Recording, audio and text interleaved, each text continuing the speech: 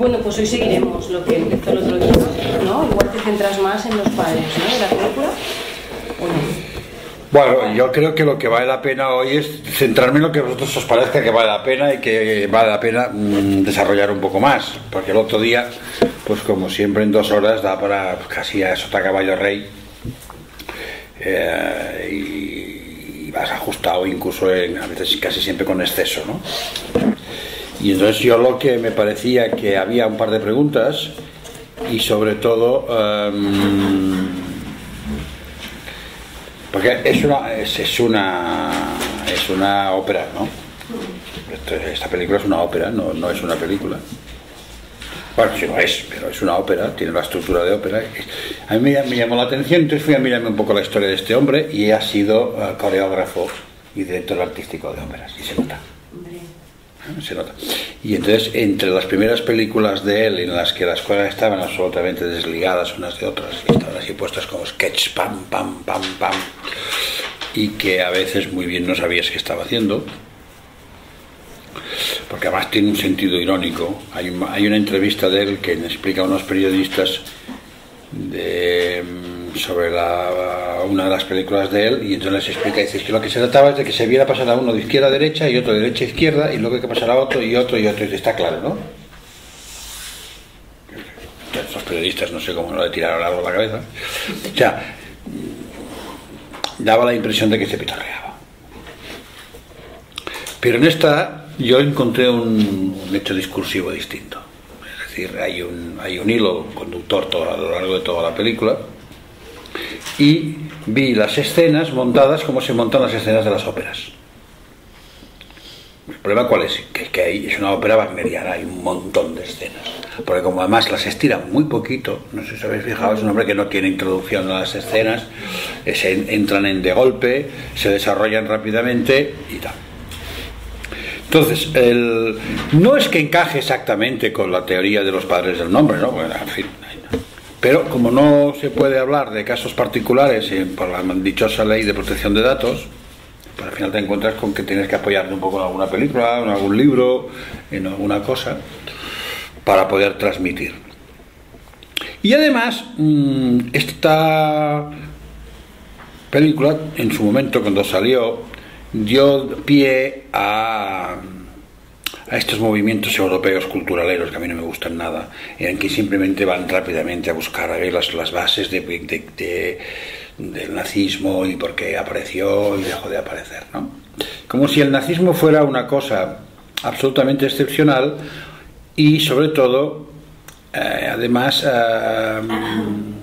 casi siempre de una manera sesgada, sin entender el nazismo como respuesta al comunismo. Una de las peores, claro, evidentemente, pero una respuesta a algo que había ocurrido, aunque estaba latente.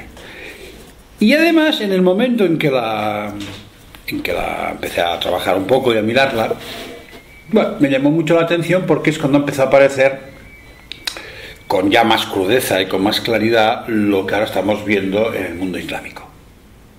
Es decir, no tanto eso se llama la yihad, la guerra santa, en el sentido histórico que ha tenido, porque eso también ha tenido el cristianismo, ¿no? La llamábamos la evangelización en su momento, pero sí la forma en que ha ido tomando, que ahora ya se ha visto muy claro en este último, eso que llaman el Estado Islámico, se ha visto de una manera muy clara, en la que esto del nombre del padre es simbólico nada. Esto es un padre del nombre real, y todo se significa a veces con actos y fundamentalmente con la guerra. O sea, la guerra ocupa el lugar fálico. Por eso todo aquel que debe ser falicizado en el sentido simbólico en el otro padre del nombre, ahí lo que debe ser es ejecutado. Así, ejecutado. Claro, es decir, significantizado de esa manera, ¿no? Entonces, como había escrito también por otro lado el texto del seminario en el cual había hecho un estallido de los padres del nombre, de tal manera que se viera que la teoría del signo de la teoría del conocimiento que ha ido evolucionando a lo largo del tiempo.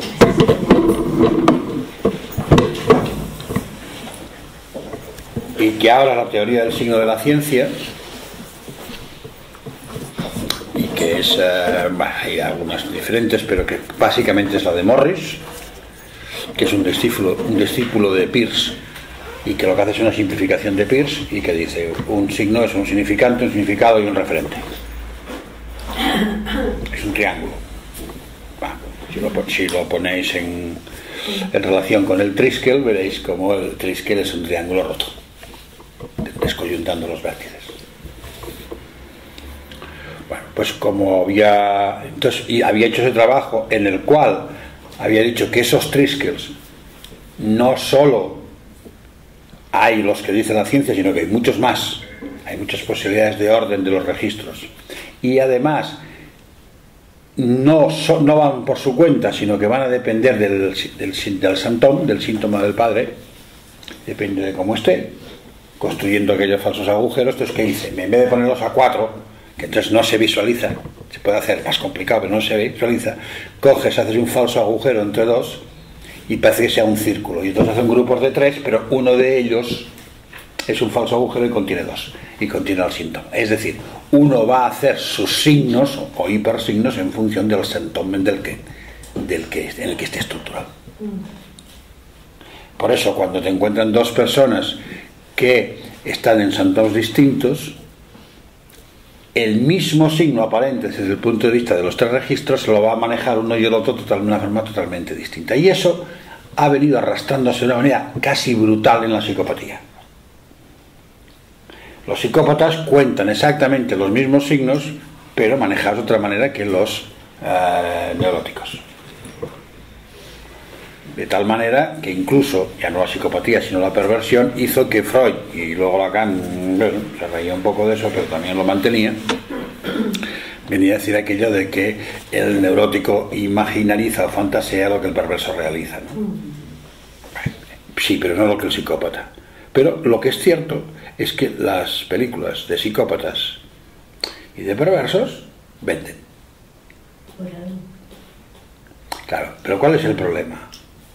Que el mismo signo tú lo manejas de distinta manera de cómo lo maneja el personaje que te relatan en la película o en la serie. Esta es la diferencia. Es decir, no es lo mismo que uno lo maneje fantaseándolo, es decir, lo imaginariza con un santón imaginario, que lo realice. ¿Vale? De ahí que uno de los índices de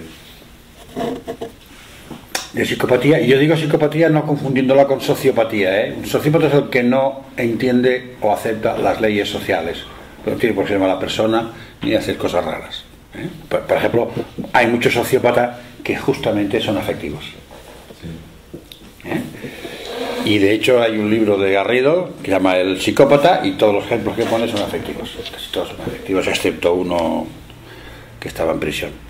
Mientras que el psicópata lo hace de una manera muy determinada. No es que no entienda las normas sociales, es que para él funcionan de otra manera. Es decir, los signos funcionan de otra manera. O sea, los realiza y realiza lo simbólico. Es decir, lo traumático para el psicópata es lo simbólico y no lo real. Siempre ha sido así. Y esto nos llama la atención, porque para nosotros lo traumático suele ser lo real, para ellos lo traumático es lo simbólico. Bueno, ahí se fueron juntando piezas,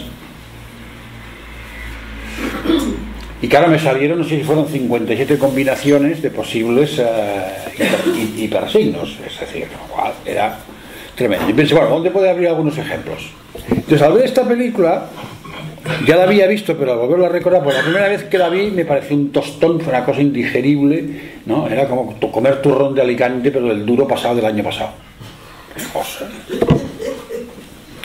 Costaba digerir. Te lo coges un sábado por la tarde cuando quieres descansar, y o te duermes o le pegas una patada al Blu-ray.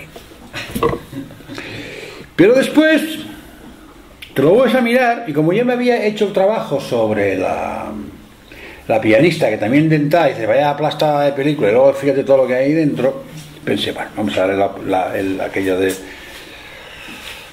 el beneficio de la duda y me la volví a mirar porque son 2 horas y cuarto. Y además tiene un atractivo, y es que está muy bien hecha desde el punto de vista de filmación, eso también se agradece, ¿no? Y esto sí que recogí la tesis que Lacan ya planteó en uno de sus libros primeros, que no aparece en los escritos, se llama La familia, en los que indica que él está escuchando en el campo social, es decir, donde la antropología debe organizar. La gran diferencia entre Estados Unidos y Europa es que en Estados Unidos piensan que la sociedad se sostiene de una estructura social. Eso es una estupidez del tamaño de un camión. Es decir, las sociedades se estructuran de una antropología. O sea que ellos tienen la suya, que es la de los baptistas blancos, pero la ocultan. Pero fíjense, pero la tienen. Y cuando alguno no es ni bautista ni blanco, pues allí a veces tiene alguna dificultad. Pero no la colocan en su teoría de lo social, de tal manera que toda la psicología americana es la relación del sujeto a la sociedad, y que es lo que se enseña en las universidades, la relación del sujeto como individuo a la sociedad como grupo y con sus normas sociales, actitudes, valores, etc, etc, etc. De ahí que saquen el concepto de sociópata.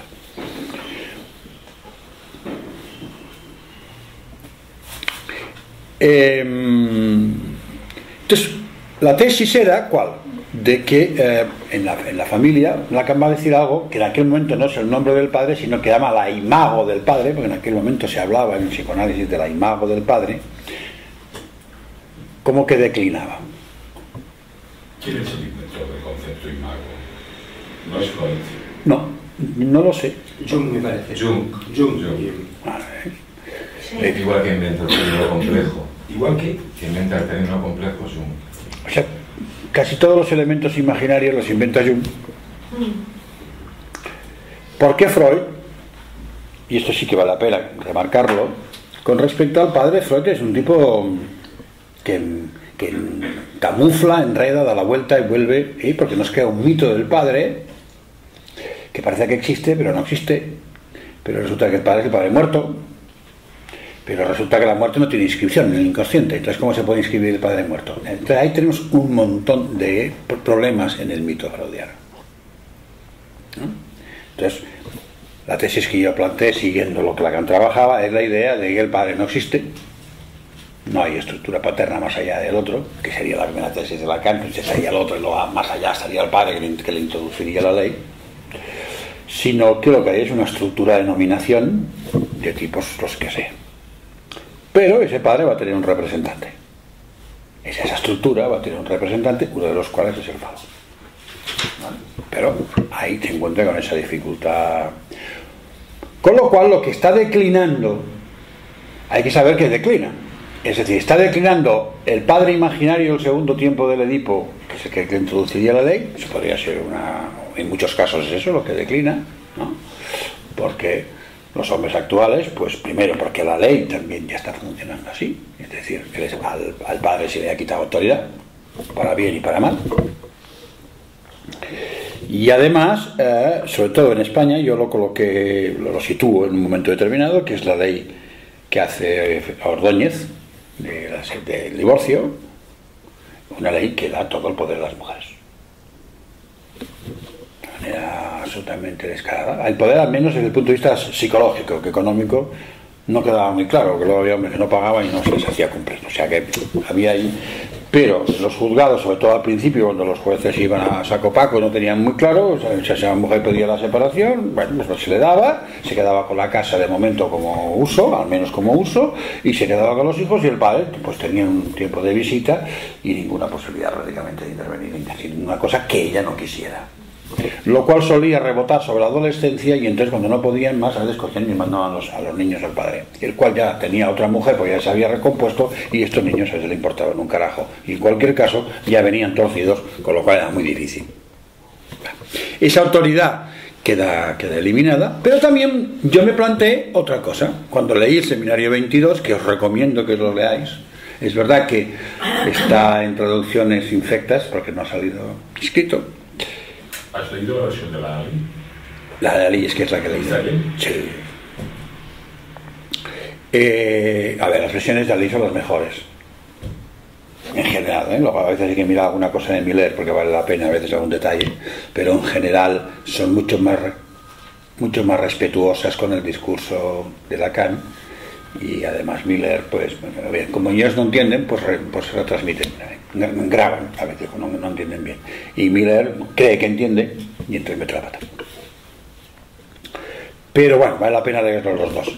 Bueno, entonces, volviendo a esta idea, entonces yo que me di cuenta que quizá lo que podía ocurrir también es que decline uno de los síntomas del padre.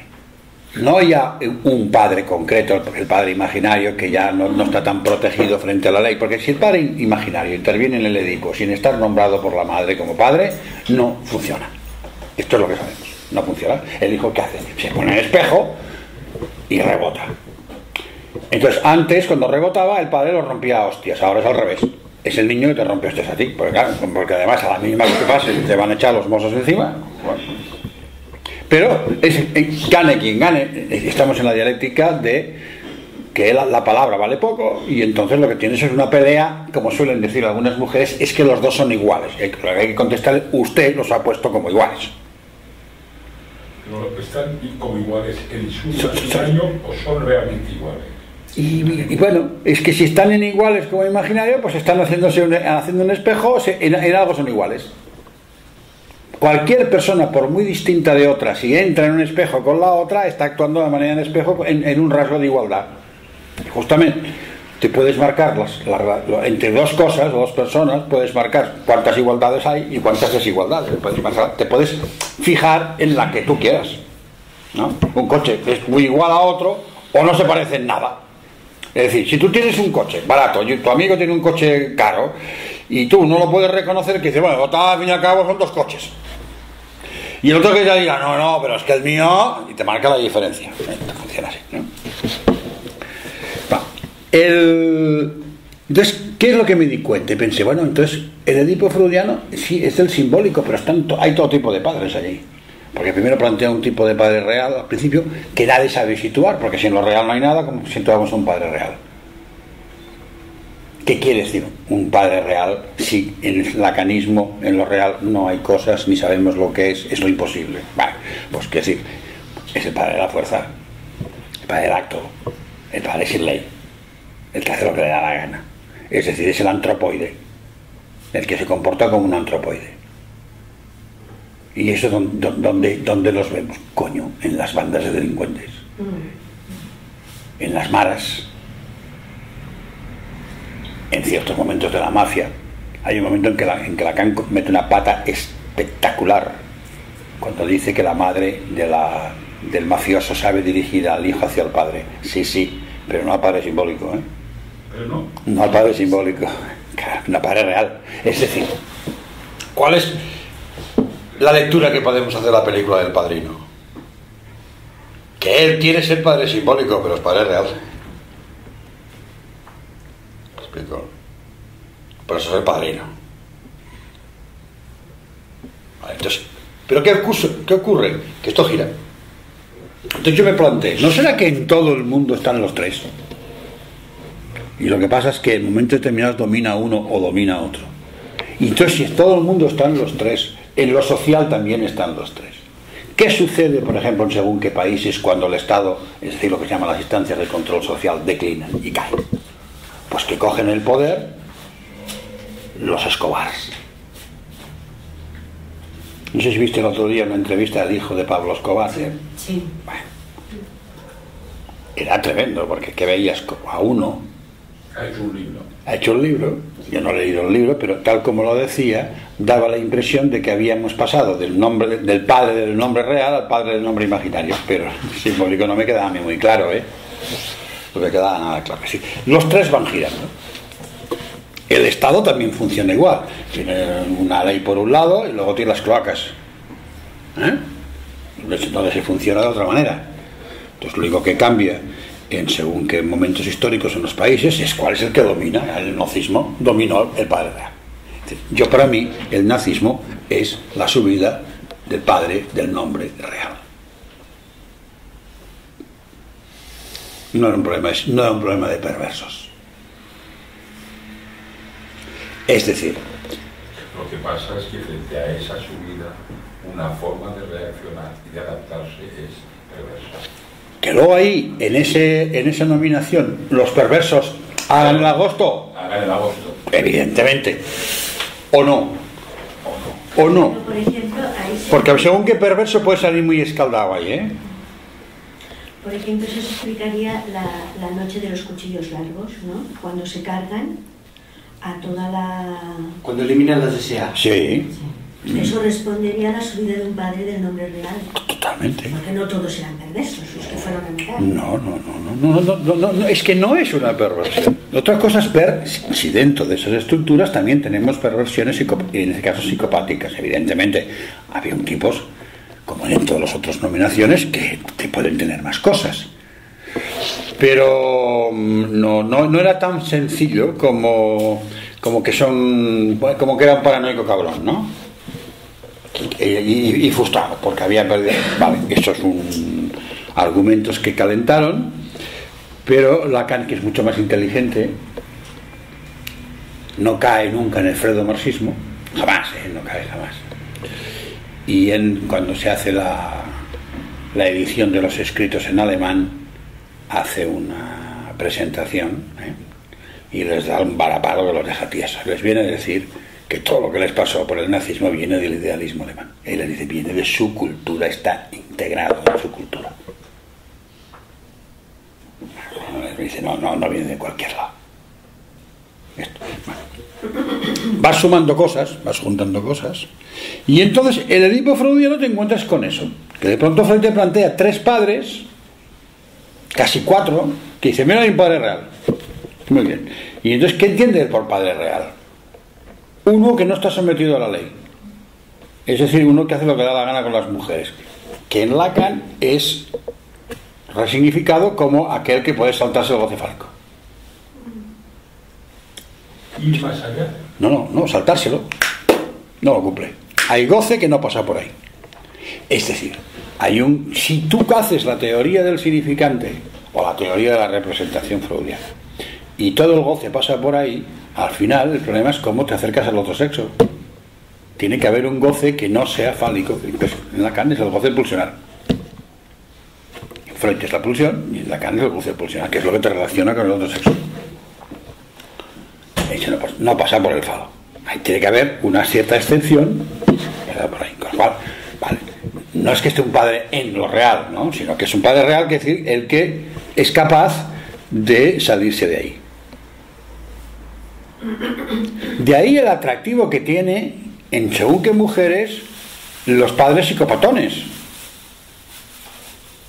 padres que no cumplen, que son unos gamberros, que tienen amantes, 2 familias, en fin. Como las hijas quieren hacerse amar por este padre de manera tremenda a veces. ¿Por qué? Porque justamente es el padre edípico, es un padre necesario, y otra cosa, como todo en la vida, que no se pase demasiado. Porque claro, saltarse la ley, pues depende cómo, ¿no? Después tenía un padre imaginario, que era el padre que enunciaba la ley, que es el padre que dice, que impide o que hace la ley del incesto: no integrarás tu producto, no te acostarás con la madre, ¿vale? Y luego estaba el padre permisivo, aquel con el cual te podías identificar, el padre simbólico, que era el padre muerto. Entonces Freud montó un mito en el cual el padre muerto, bueno, pues son los hijos que lo matan. Y esta idea fue la que luego después se fue desarrollando con aquello de que había que matar al padre. Bueno, evidentemente que hay que matar al padre, y además si viven mucho hay que hacerlo rápido. A ver, cualquiera que ha venido a la consulta con un negocio atascado con el padre, ¿qué te dice? No puedo seguir adelante porque el padre lo está atascando todo. O sea, cuando uno se hace mayor, lo atasca todo. No se da cuenta. ¿Por qué? Porque a veces simplemente porque quiere continuar con la misma manera con lo que lo venía haciendo. Y además, normalmente, además de continuar de la misma manera, además lo hace peor porque está ya deficitado. Pero incluso en el mejor de los campos, en los mejores, a veces, pues, molesta. ¿No? Entonces, claro, ¿qué es lo que llama la atención de aquí en Palmo con la película? Que en esta película, ¿habéis visto alguna cosa que tenga que ver con matar al padre?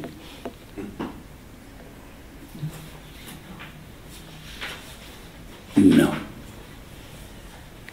Aquí a lo que matan es a los hijos. Y este es el argumento fundamental de la película, que dice, no, esto no es el mito freudiano. Aquí se matan a los hijos. ¿Y para qué?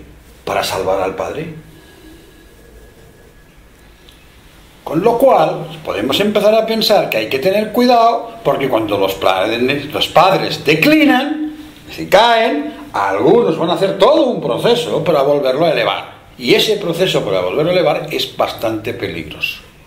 Que sería el equivalente a nivel psicoanalítico de lo que sabemos que pasa en lo social de la política cuando hay un desorden, cuando hay una anarquía, cuando hay una desintegración social.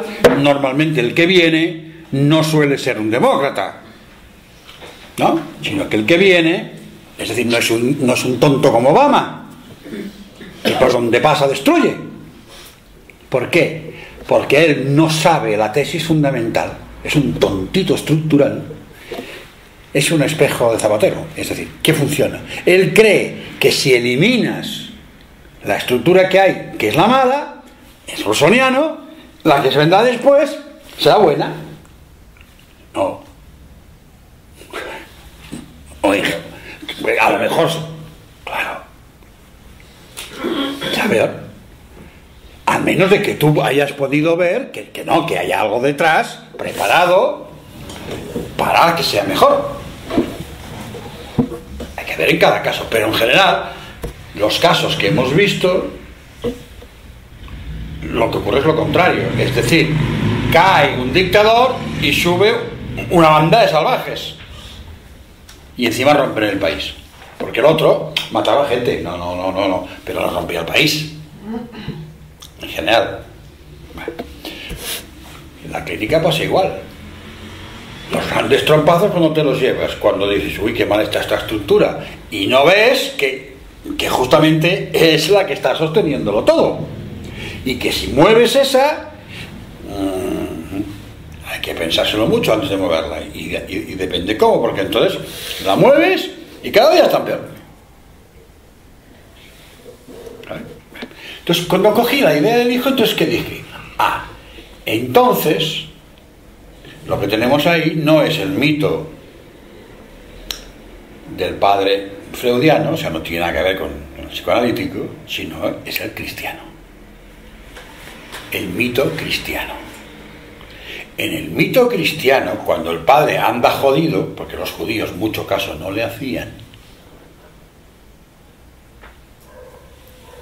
hay que salvarlo, y manda al hijo a morir para salvar al padre. Hostia. Así de simple. Es decir, el nazismo es el cristianismo llevado al sum sum corban, a tope. Es casi la realización, evidentemente psicopática, de la raíz de la cultura cristiana. Y por eso a los judíos les dieron, y les dieron. La búsqueda de Grial. La búsqueda del Grial.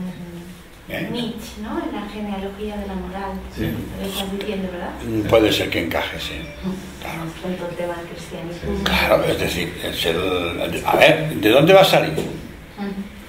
Por eso no se enfrentaron con los curas. O el anticristo de Nietzsche. Sí. Dicen que Himmler estuvo en Montserrat buscando el santo grial. Bueno, Sí, no, sí, no claro. Hitler, pero sí. Himmler. Himmler. Ah, sí, sí.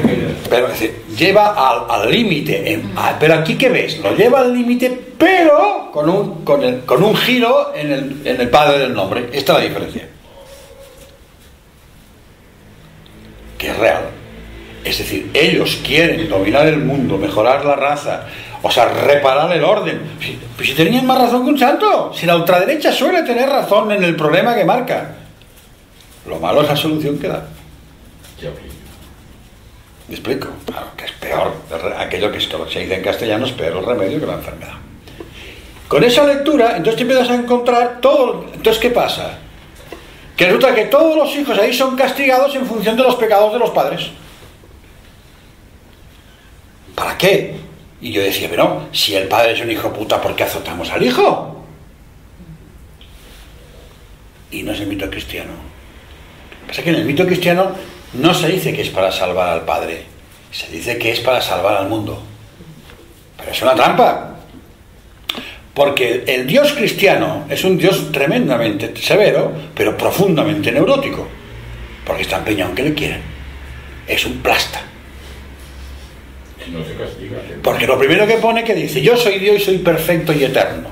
Ley número 1, me amarás sobre todas las cosas. ¿Y para qué quería él que los piojosos le amaran? Eso se lo pregunté a un teólogo un día, ¿y eso cómo lo explicáis? Pobrecito. Claro, es un Dios que va arrastrándose por las iglesias pidiendo por favor que le quieran, que no le nombren en vano y que cumplan sus leyes. ¿Qué es lo que veis? La diferencia con los dioses reales de los griegos, que esos no te decían lo que habían que hacer, si no hacías lo que ellos te decían te inflaban a hostias. Es un dios en falta. Y toda la religión lo que está ocultando es que es un dios en falta. Da falta. En los griegos no. No, tienen sus problemas como humanos, pero este Dios perfecto, omnipotente, omnisciente, atemporal, completo, que incluye toda la historia, resulta que está en falta. De todas maneras, no sería una manera de, justamente de que no sea un padre, un nombre del padre, el ponerlo en falta. Claro, pero ahí es cuando hay que diferenciar a Dios como el otro o a Dios Padre. Son las dos diferencias que hay que tener cuidado, ¿vale? Entonces, como otro, está en falta. Entonces, ¿qué pasa? Cuando aparece como padre, entonces ¿qué manda? Manda al hijo, ¿para qué? Para que le arregle el problema y lo sacrifique. Cosa que ya se lo había pedido alguna vez a algún profeta, ¿no? A Abraham, o alguno, aquello de que la demostración del amor al padre se hace matando al hijo, que es lo que más se quiere. Eso es una salvajada de ti. Pero bueno, eso es lo que es una guerra. Acordaros que la película empieza, los acontecimientos, dice el narrador, los acontecimientos que voy a contar este pueblo, no sé qué, que nos explicarán lo que luego pasó en nuestra nación. Así lo deja caer así. Y que es la Primera Guerra Mundial, en la cual, ¿qué ocurre? Como empieza, matando al hijo. No matan al rey, matan al heredero. Sí. Puede tener su cuestión funcional también, ¿no? Porque claro, si matas al heredero, cortas más, ¿no? Pero en las guerras, lo que se envía a la muerte es a los hijos. Fundamentalmente. ¿Le das algún sentido que justo la película empiece con el intento de muerte de un padre? Claro, que falla. Hay un intento fallido. Yo voy viviendo un poco el espacio general y luego iremos entrando en padre por padre. Pero ¿vas viendo eso? Y entonces entiendes cómo cada vez que el padre falla, el hijo, o uno se azotado, al otro le cascan en los ojos, pero ¿qué hijo? Los hijos que son, con la vieja teoría, tarados o tienen algún defecto, porque antes se tenía la teoría de que si los hijos venían por algún defecto no era un problema genético, sino que era un problema de pecados del padre. Porque el padre era un putero, el hijo salía tarado. Más o menos. Sería la teoría psicológica loca. El castigo. El castigo de Dios. Con lo cual hay una especie de balanceo entre Dios como otro y Dios como padre.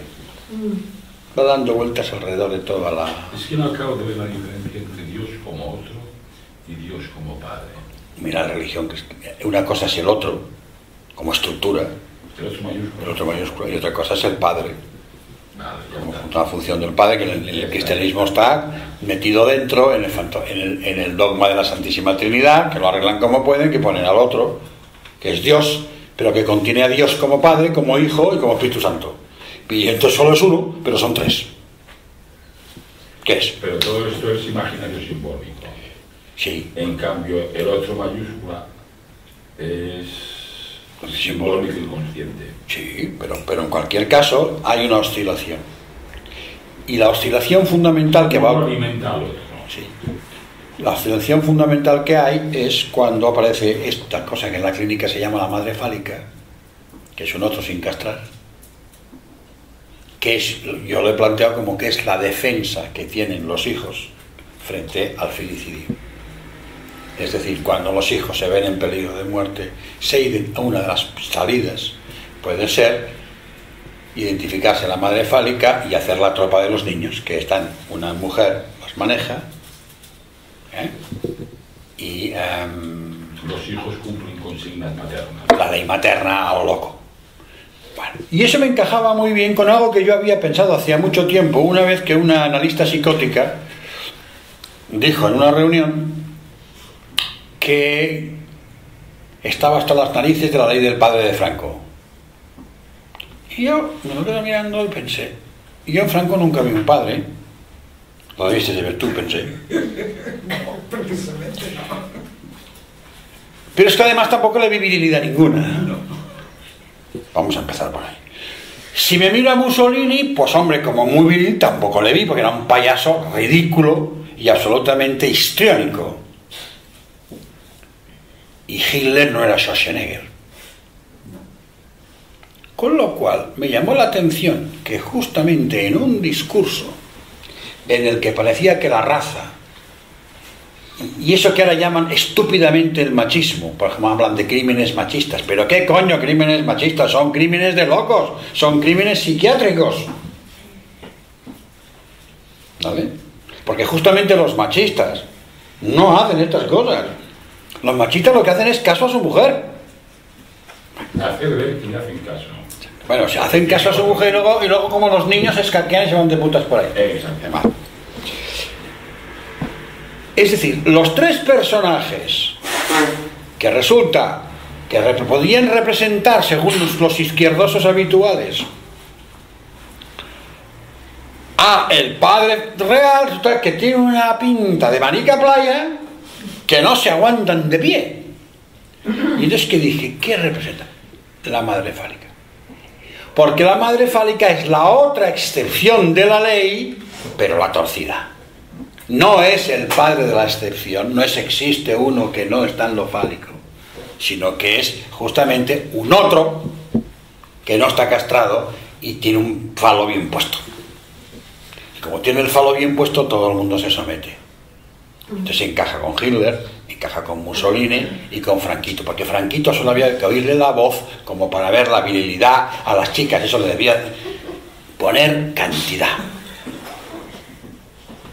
Las medallas de ponía. Pero es que fíjate que son tres tipos que justamente no tienen historia de mujeres, es que no encajan. No encajan. Fijarse que madre fálica y son varones. Claro, pero uno puede estar identificado a la madre fálica. La mejor manera de ver una madre fálica buena es la película Las normas de la sidra, de la casa de la sidra. Aquel hombre está identificado a la madre fálica. Dios te coja confesado si te analizas con uno así, porque no te deja salir de la casa de la sidra. Te quiere para él. Bueno, pues juntando estas cosas, tú te dices, uy, Entonces, ¿qué pasa? La solución que se da al filicidio de estos padres, ¿cuál es? Los niños montan un grupo que parece la película del el pueblo de los malditos y se defienden como entre intentos de muerte fallidos y castigos por los pecados. Hasta ahí van juntos, enfrentándose ¿a qué? Al otro me quiere muerto, cada uno, ¿os acordáis que hay uno que incluso lo intenta por la vía del acto, ¿no? Se sube allí y dice, no me he caído, y dice, pues Dios no me quiere muerto. Hombre, hay otras maneras de comprobarlo, y ves que lo hace de forma real, siempre de forma, porque lo real quiere decir conducta. En psicoanálisis, cuando hablamos de real, pues lo imposible, pues la conducta, las acciones. Esto va funcionando así. Y entonces luego vamos viendo los padres, que era la pregunta que me hacía Lorena. Cada uno va a funcionar de manera distinta. Tenemos al varón, el varón que representa el hundimiento, porque es un varón, pero es un santo varón, no controla nada. Como cacique, se le está marchando todo de las manos, no controla nada. Es un nombre del padre simbólico que no controla ni a su mujer, teniendo en cuenta el machismo, porque no hay por qué controlar, no controla ni a su mujer, se va. Le pegan al hijo y hace un discurso en la iglesia. Sí, hombres. Eso es lo que hacían los varones en aquella época, cuando al hijo del varón lo cogen y le calientan el culo en azotes. Hace un discurso en la iglesia. Ya. Lo que manda son a los esbirros a inflar caras hasta saber quién ha sido. Eso funcionaba así entonces. Feudalismo. Tenemos después, con lo cual es un padre del nombre simbólico, pero que como padre imaginario no tiene fuerza. Su palabra ya no tiene fuerza. Segundo, el administrador, un tipo bien curioso.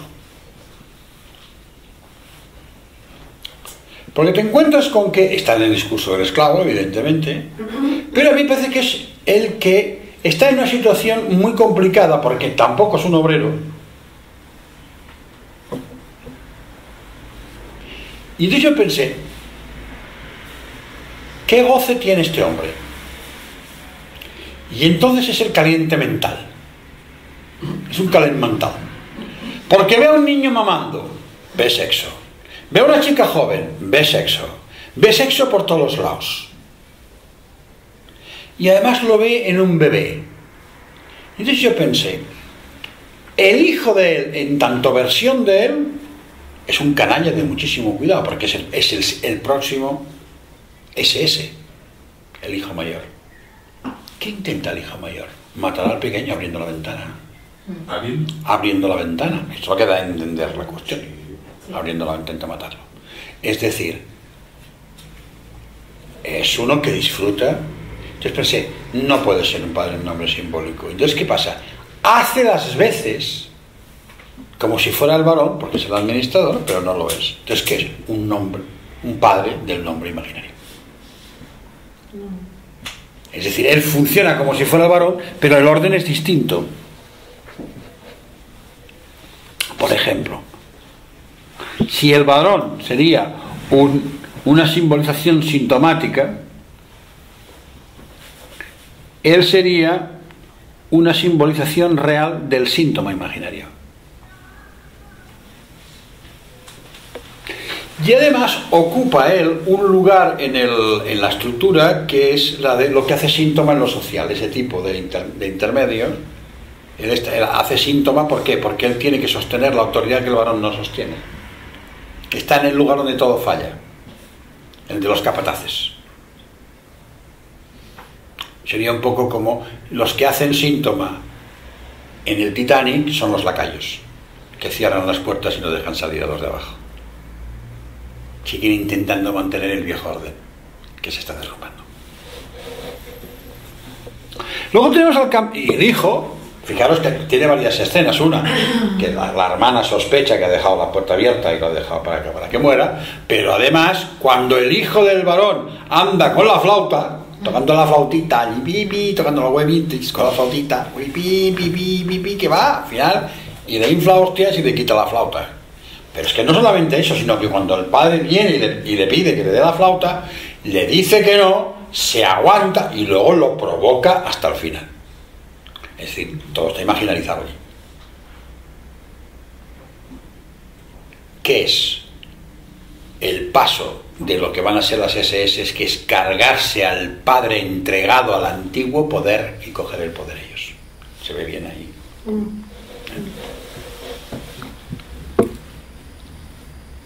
Luego está el pobre campesino, el estrábico, que ahí hay que reconocer que tiene mala leche Haneke, porque pone a uno que está atrapado en la mirada y lo pone estrábico, es decir, es uno que dice dos cosas a la vez.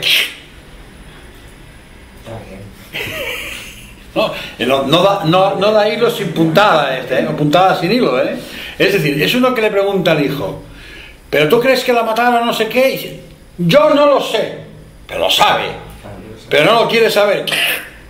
Y Sofía. Y en cambio el hijo podría ser el que sería marxista el día de mañana. ¿Por qué? Porque está en un discurso de tipo universitario, él quiere saber. Y el padre le viene a decir: ¿pero qué más da? Se ha muerto la madre, pero quiere saber, está en un discurso del saber. ¿Y con qué da? Con la impotencia del sujeto dividido frente al S1 del amo. El discurso del universitario, S1 está abajo, y la impotencia entre el sujeto dividido, que está en el lugar de la producción, frente al amo, que está en el lugar de la verdad. Es decir, topa y topa y topa. Y entonces, ¿qué hace? Hace un síntoma bien hecho, que es hacer lo de las coles, que es coger una frase de un saber de la lengua, el que haga no sé qué el trabajo recogerá las coles, el que no la recogerá. Entonces va y machaca todas las coles. Es decir, más discurso de la impotencia, porque lo que tenía que haber cortado no son las coles, sino es el cuello del administrador. Puesto a cortar, ¿no? Pero cuando no tienes cuchillo... Sí, tiene azada, tiene azada. Si no tuvieras cuchillo... ¿Qué harías? Pues es igual, haces otra cosa, corta otra cosa, pero no se enfrenta con él. Ahora. No se enfrenta, Pero el problema es que se enfrenta porque fastidia las coles, con lo cual se echan encima de él también, No. Sí, pero si se enfrenta, ya que se enfrenta, tiene que ir directo al amo. Claro, porque si no... En un caso político, me refiero. Sí, en cualquier caso, o sea, si no puede ocurrir una cosa que sería... No estoy hablando de política. Aquel que va, me acuerdo una vez que va a una reunión de psicoanalistas, me acuerdo, y nos acusó de casta y de poder y de que estaba todo montado y no sé qué. Y estaba entonces Germán García, Dios lo tenga en su gloria, y contestó: hombre, sí, puede ser que sí. Dice: pero ¿por qué no lo vas a decir delante de un cuartel? Eso, que son los que tienen poder. ¿No? A veces hay gente que va a insultar al débil, el neurótico, desfoga en su discurso de impotencia y no frente a un cuartel, ¿no? Vete a un cuartel va a decir eso, Pero hazle el scratch al rey. Hazle el scratch al rey, ¿no? Sí. Vale. Después tenemos un padre normal, que es el padre de Eva, que es la única neurótica y la única que ocupa el lugar femenino en toda la película, porque las demás ocupan todas el lugar de madres fálicas, con lo cual fíjate que ahí hay también la venganza de las mujeres. Cuando no se las deja existir en lo social, ni como mujeres ni como sujetos sociales, que son dos cosas distintas pero que a veces han ido muy juntas, funcionan como madres fálicas, callan, no dicen nada, aplican la ley, pero los hijos salen que ni te cuento, En cambio, Eva, bueno, la presentan como la virginal, ¿no? Y claro, el maestro cuando la ve, además la ve en falta, se pone como una moto. Sí, yo te completaré, te haré lo que haga falta y lo que sea necesario. Pero entonces, ¿qué va? Tiene que ir a hablar con el padre de ella. Y el padre de ella es un tío normal. Entonces, ¿qué le dice? Hombre, hace las preguntas claves. ¿Tú la quieres? Bueno, vale, está bien. ¿Trabajas? ¿No? Vale. Luego se lo mira y dice: eres un poco mayor, ¿no? Y en el fondo le aparece la pregunta de siempre: ¿este se ha encoñado o quiere casarse de verdad? Entonces, ¿qué le dice? Te esperarás un año. Y por el camino la podrás ir viendo, tampoco vamos a estropeártelo todo.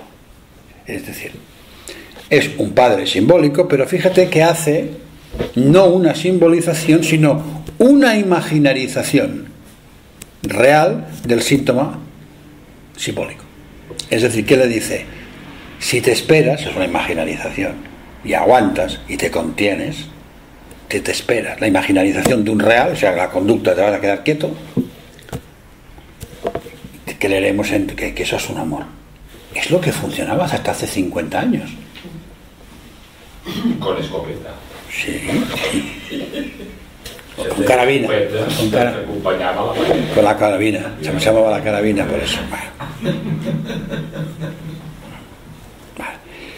Y luego tenemos los dos prendas. Son las dos joyas de la corona, que son el párroco y el doctor. El doctor, a mí el que más me gusta, porque es la modernidad, es el cientificismo. Él funciona como que funciona con lo necesario. Si uno va caliente, aunque ya tengo una edad, dice, pero ñaca. Porque si lo necesito, pues lo necesito. Es decir, lo mismo que dice Sade. La máxima de Sade, cuando dice aquello de yo tengo derecho a gozar de tu cuerpo, que la taca. Es decir, es un superyoico pero invertido. Es decir, tengo derecho a hacer lo que me dé la gana. Que es la segunda lectura del superyo de Lacan, cuando dice el imperativo de goce. No el proveedor, el que lo prohíbe, sino el que te impele. Y el superyo hace las dos cosas a la vez. Y entonces el que dice, yo tengo necesidades. Se murió mi mujer, a la comadrona. La comadrona falla, a la hija. Pero no es lo mismo tirarse a la comadrona que a la hija. Segundo, primero, el desprecio que tiene por las mujeres es brutal. Las machaca, ¿eh? Y es médico. Es cientificista. Es un científico. Porque no se puede entender el nazismo sin la ciencia. Se abole el sujeto. Como dice el que fue jefe del mayor campo de exterminio, que dice, pero ¿de qué me acusan? Les dice, si yo lo único que hice fue acabar con las ratas. Entonces, la psicología americana dice, es deshumanizando al sujeto, quitándole sus valores como humano, que entonces se le puede tratar como un animal. Vale, sí, esa es la forma de hacerlo, pero el problema es por qué lo trata como ratas. Es un discurso científico. A las ratas se acaba con ellas. Pero el tío, ¿qué es lo que hace siempre? Cuando hace eso, no es el padre típico que podría ir con las mujeres, pero que está sometido al tabú del incesto. Hay muchas mujeres, las eróticas, que te sueñan que el padre las viola, pero lo sueñan. Este no sueña, ¿eh? Y su hija además colabora con cierta, dijéramos, entusiasmo. Y en algún lado, que no recuerdo dónde, Lacan dice, aquellos que han traspasado el Edipo, lo dice antes de hablar de las nominaciones, aquellos que han traspasado el Edipo no son iguales que los demás. Y yo pienso, pues no vaya huevos, ¿no? Pero no son iguales que los demás. Vale. No son iguales, ¿qué quiere decir? Su Santón, del Padre Real, él lo realiza, lo hace. ¿Qué ha pasado el Edipo? El que ha traspasado no el Edipo, el que ha traspasado la prohibición del Edipo, el incesto, no son iguales que los otros. Él ya se ha dado cuenta que no son iguales que los otros. El discurso del médico es el discurso cientificista, es el mismo discurso que podría decirte alguien que te dice, ¿usted por qué abre cadáveres? Coño, porque yo tengo que aprender a disecar y a hacer cosas, ¿no? Y se lo justifica. Carlos, pero entonces acostarse con la madre no es lo mismo que acostarse con el padre. Naturalmente que no. Por lo tanto, Ahí hay una diferencia fundamental. ¿Por qué? porque justamente la prohibición del incesto con el otro es muy curiosa, porque, como dice en el seminario 4, en el fondo se prohíbe lo que no puede ser. En cambio, entre padre e hija la cosa no es simétrica. Sí se prohíbe, y justamente se prohíbe, y además está en el Código Penal, porque sí puede ser. Y es. De hecho, en el sur de Francia era costumbre. Lo taparon como pudieron cuando salía. Cogieron a dos que los denunciaron, dos padres se acostaban con las hijas y dijeron, bueno, es la costumbre. Y delante del juez, preguntó, le dijeron que sí y lo taparon como pudieron. A los 15 años o 18 años. De todas formas, esa escena que tú dices de la hija con el padre, que es la escena de la cocina que el pequeño los encuentra. Sí. Yo la vi varias veces y ¿no podría también plantearse que ella intenta proteger al hermano? Sí, también lo hace.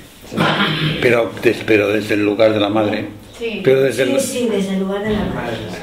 Pero lo que llama la atención es que está con una cara de gozo y satisfacción, no con la cara de angustia y de malestar. Si solamente lo hiciera para proteger al hermano, porque protegería al hermano ¿de qué?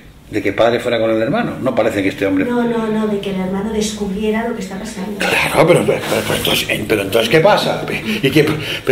Pero ella está haciendo algo colaborando. No está ni excesivamente a disgusto. Y además hace nombra a la madre muerta, ¿no? Dice, el padre me está haciendo unos agujeros para justamente ponerme los pendientes de la madre. Pero es que ha habido una escena anterior. Si os acordáis, hay una escena anterior que es cuando el padre vuelve del hospital. Y claro, en el hospital le han dado medicamentos, pero no ha podido follar. Y viene el tío como una moto. Y entonces el niño se oculta, porque se había escapado a ir a buscarle. El niño se oculta. Y entonces ella se acerca y le dice... Se coloca de madre perfecta. Y además, encima, Hane, ¿qué hace? Que la cara de esta chica y la cara de la comadrona se parezcan. Bueno, pero él también le dice, cada vez te pareces más a tu madre. Sí, pero es que la comadrona no es su madre. No, pero le dice que se parece a también, su madre. sí. Que de pronto que se la queda mirando y... que le coge, que dice, tú te vas a tomar, ven para acá, y a la comadrona, ya, que huelen mal. Hala, fuera. Una cosa puramente objetiva. Porque la comadrona lo intenta todo, culpabilizar, la cena de la pena, mirarle con tristeza, poner cara paleada, situarse en falta, sacarle todo lo que yo me he sacrificado por ti, lo típico, eso que nunca funciona. Y él que le dice, ¿por qué no te mueres?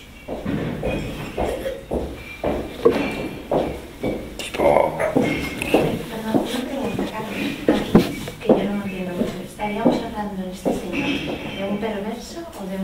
No, ni es un perverso ni es un psicópata. Es un tipo cuyo padre es real.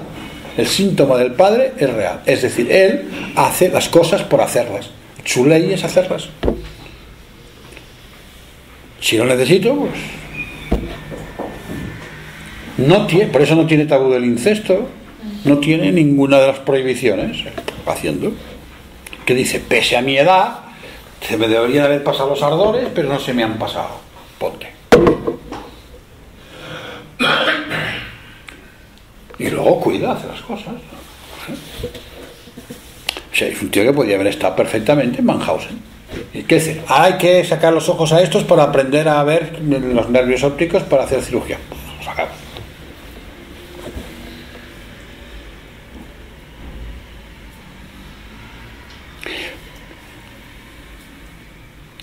Y fijaros que es un tío que para hacer sus sustituciones de la relación sexual que no se puede escribir, está dispuesto a sacrificar lo femenino, que es lo que a nosotros nos llama la atención, no emputece todo. A las mujeres las sacrifica sin ninguna piedad.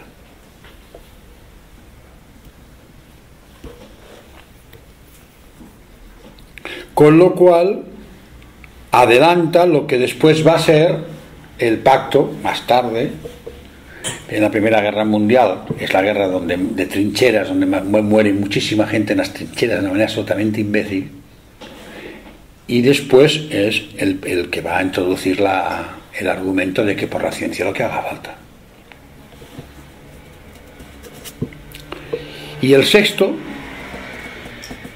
que es la joya de la corona,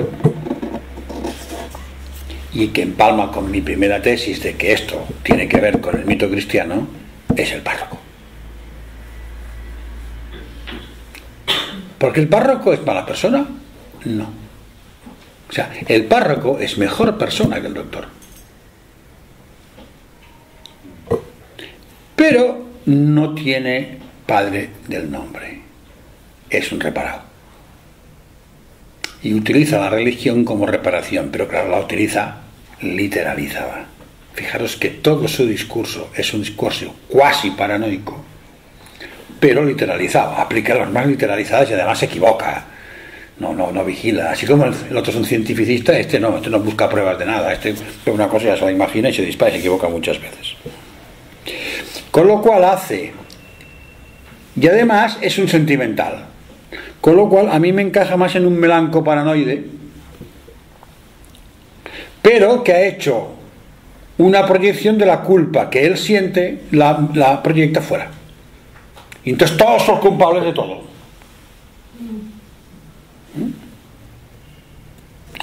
¿Y qué ataca? Al revés del doctor, que va todo el día metiendo el goce fálico en todos los sitios, no sacándolo, metiéndolo, coloreando de sexualidad el sexo. Esto va del palo contrario. Ataca al falo todo lo que puede.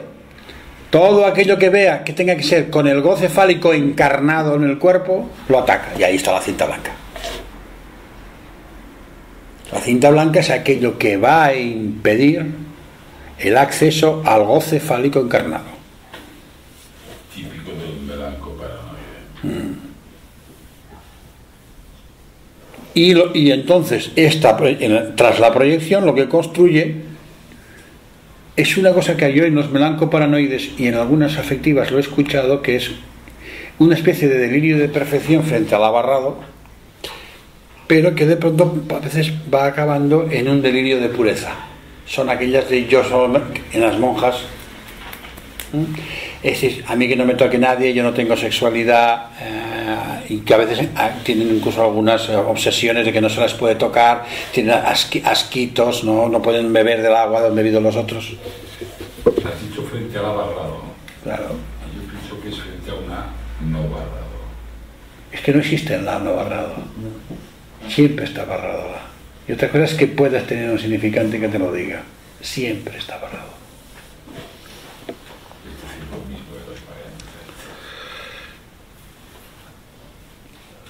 Entonces, ¿qué hace? Hace un delirio que es el delirio de pureza. Y cada vez que los chicos en algún momento tocan alguna cosa que a él le parece que eso está mal, aparece la dichosa cinta blanca. Que la coloca arriba, Entonces, la hija, ¿cómo se le enfrenta? El hijo, ya le ves, queda sometido a una madre fálica y siempre con ojeras, ¿no? Además, aparece toda la teoría aquella de que si te la cascas mucho se te va a reblandecer el cerebro, ¿no? A todos nos lo habían contado de jóvenes. Y yo soy una demostración de que no es cierto. Y vosotros también. Además eres un pardo. Vale. Pues entonces, la hija es la que hace el salto a la psicopatía claramente. Cuando injustamente ella que intenta seguir las normas de este padre, ella en aquella escena en la escuela, el padre se confunde y cree que es ella la que está montando el follón y la pone contra la pared, ya no puede más y se derrumba. Yo creo que hay ese derrumbamiento, es lo que tú preguntas, ahí hay un giro del nudo. Ahí hay un giro. Del nudo de la niña. Sí. Claro. Ahí hay una cirugía del nudo y gira, y es cuando se levanta por la noche y se lo grafica a la psicopática en una realización imaginaria de un símbolo. Cuando coge, mata el pájaro tan querido por el padre, que le había tocado tanto, que el hijo menor que es un bueno pero tonto de solemnidad, ¿no? y le clava. Y fijaros que además lo hace de manera artística, ¿eh? Sí, sí.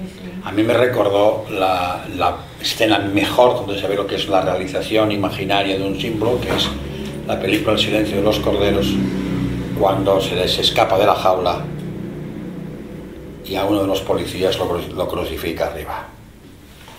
Eso es una realización imaginaria del símbolo de la cruz. Bueno, pues ahí ella le hace eso. Pero, y ahí tiene su cosa. ¿Qué hace Haneke? Plantea que la niña después va a pedir al padre la bendición de ese paso que ella ha dado. La comunión. La comunión sería el acto de bendición del paso que se ha dado. Y el padre se la da, lo que pasa es que la que le da al padre y la que ella recibe no creo que sea la misma. Pero lo importante es lo que ella cree. El padre cree que el padre perdona porque en el fondo, por no insistir, el padre no es tan mal tipo. Simplemente es una personalidad psicótica y en tanto eso él aplica sus normas, pero en aquel momento hace excepción. Y en cambio ella lo toma, porque además es una mirada provocona y de cierto desafío la que hace, de que le acepte eso. Y a partir de ahí ya se sella la historia. Y entonces, ¿qué ocurre? Nos viene la guerra y entonces se ponen a todos los niños angelicales a cantar arriba, que hay en el coro. Yo me detendría aquí.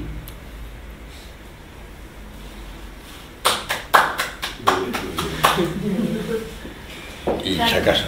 Carlos, ¿había alguna, cuando tú decías lo de el sacrificio de los hijos para sostener al padre? Sí.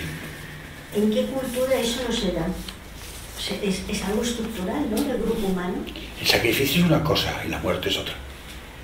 O sea, el sacrificio de los hijos. Una cosa es lo que podemos llamar. El sacrificio te estás refiriendo a matarlo. Como Claro, no. Una cosa es lo que se ha llamado la deuda.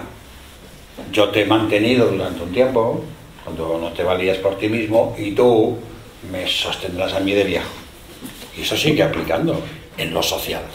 Antes se hacía a mano, ahora pagamos unas cuotas para que les paguen las pensiones. Bueno, y otras cosas que se hacen por los padres. Pero eso no es el sacrificio, eso es un sacrificio, un costo. No es lo que es sacrificar a los hijos, es decir, mandarlos a la muerte. Y ahí lo ves, por ejemplo, cuando... Pero sería aplicable a cualquier guerra. No, es que lo que no veo es que sea una tesis diferenciadora del nazismo en cuanto a la teoría... no es diferenciadora del nazismo, no, se arranca ahí como cualquier guerra, No. Pero entonces no termino de entender, que sí que estaría de acuerdo en la tesis esta que tú planteas del nazismo, en cuanto a llevar a lo real, a realizar la teoría cristiana o la ideología cristiana, pero quitando la ideología cristiana, una guerra en cualquier cultura es lo mismo. Sí, claro. O sea, a ver, siempre cuando se hace este tipo de historias hay que diferenciar lo que es estructural de lo que es funcional. Por ejemplo, en según qué crímenes, al final, o en según qué delitos, la muerte de, por ejemplo, de la persona es funcional para que no te denuncie. Pero tú no tienes una satisfacción para ti, o para el delincuente, matar. Matan por funcionalidad, es para no dejar pistas, para que no puedan... Entonces, las guerras, evidentemente, muere todo el mundo y mandan a los jóvenes, porque claro, los jóvenes son los que pueden pelear mejor. También mandan según que va gente mayor. Y otra cosa es cuando una guerra se ceba especialmente en eso. Sí, hay un cambio, ¿no? Desde la Primera Guerra Mundial hay un cambio, porque por ejemplo se empiezan a matar civiles más que militares, mueren más civiles que militares. Antes teníamos la peste, por eso no se mataban. Pero que decir, no lo tengo, bueno, no sé, no lo habrá. Y luego, por ejemplo, imagínate un Genghis Khan que iba al frente de sus tropas, que no es lo mismo que o las guerras en la Edad Media, que el caballero iba al frente de las tropas y muchas veces pringaba, o el rey, no sé qué. Pedro II, el Muret. Bueno, sí, hay un... La Cataluña, para que es verdad que siempre mueren los hijos. Yo creo que estás planteando la especificidad, no me sale, de cada situación, porque en la nazi se veía eso muy claro. En la otra guerra no, que murieran los jóvenes. No estaba eso igual estructurado. Sí, la Primera Guerra Mundial es la primera vez que No. las guerras dejan de ser... Ahora con los yihadistas. Habría que darle una vuelta, porque a mí me parece que defender solo eso hay algo más. Hay algo más. Hay algo más, Algo más, sí, hay pero algo más, y tanto porque que si no, solo por ese argumento todas las guerras serviría. Pero después lo de la comunión. Ella ahí le hace la trampa al padre, pero es su forma de poderse sostener. Cuando ella supera al padre, dice, no, y ahora le vas a dar la comunión. Es que yo no lo leí como me lo vas a dar, sino como diciendo, ya soy como tú quieres que sea. Sí, no son Que, lo que pasa es que el padre no quiere que sea así. Este es el salto. Pero ya soy... Porque, a ver, si después de haberle hecho la gamberrada... ¿Qué le dice? Ya lo has conseguido. Es suponer el deseo del otro. ¿Tú qué quieres? Que me convierta en eso. Y el padre no quiere que se convierta en eso. Este es el problema. El padre está realizando el mito de la religión literalizado, pero para salvarlos. Lo que pasa es que las cuestiones superyoicas siempre tienen la doble faz. Que ahí donde te quiero salvar te hundo. Ahí donde te quiero ayudar te jodo. Por eso el superyo costó tanto de entender. Porque Freud siempre toma el superyo como una resistencia al final. Pero además como el que prohibía el goce. Y Lacan le va a enmendar la plana. Le dice, no, es el que impele al goce. Pero claro, impele a un goce que es imposible de tener. Esta es la gracia. Porque la relación, el goce sexual es imposible, todos son sustitutivos. Entonces, cuando más impele al goce, más sustitutivo se hace, que es lo que vemos en el alcohólico, con los controles de impulsos. Cuando más le impeles al sujeto, en vez de decir no, cástrate, guapo, no se puede. Cuando más le impeles, peor va. Entonces, el padre empuja porque cree que se puede ser una buena realización del buen cristiano y se puede contener el goce fálico, y la hija que le dice, no, lo haremos así. Y entonces le pide la bendición de así. Y hay un encuentro entre dos que se bendicen el uno al otro, pero cada uno de cosas distintas, aunque impelidos por el superyo. Esa es mi idea. Pero ya lo haremos, ahora lo haremos así, o ahora esto es así. Yo lo veo más del lado del he ganado, del punto de decir, ahora serán las cosas como yo planteo. O sea, te he matado el pájaro, no te he dicho nada, y además me planto aquí delante de todo el mundo, y ahora si quieres, atrévete y no me des la comunión. Pero eso es una imaginarización. Sería ver lo especular eso. Yo creo que va mucho más lejos. La otra que le dice, ya he matado la libertad.